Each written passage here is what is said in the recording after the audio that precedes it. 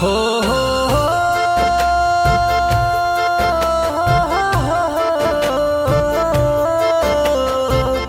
बाजरा कार जवाब बना के बाजरा कार जवाब बना के कहाँ छुप गइलू ये चाँद, कहाँ छुप गइलू ये चाँद, कहाँ छुप गइलू ये चाँद। भूलना चाहो तो भी याद हमारी आएगी, दिल की गहराई में हमारी तस्वीर बस जाएगी। ढूंढने चले हो हमारे जैसा तो सुन लो, तलाश हमसे शुरू होकर हम पे ही खत्म हो जाएगी।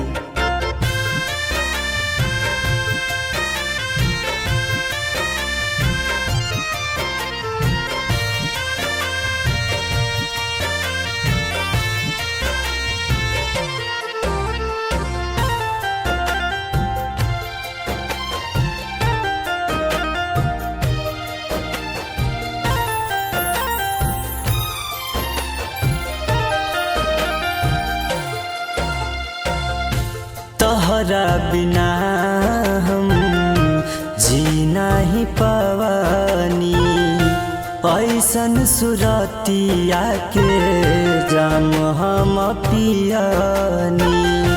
तोहरा बिना हम जीना ही पवानी, ऐसन सुरतिया के जाम हम पियानी।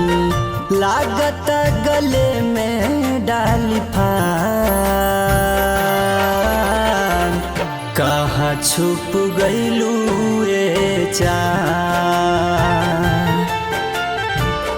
कहाँ छुप गइलू ये चाँद। कि प्यार किया बदनाम हो गए, चर्चे हमारे सरेआम हो गए, और जालिम ने दिल उस वक्त तोड़ा जब हम उसके प्यार के गुलाम हो गए।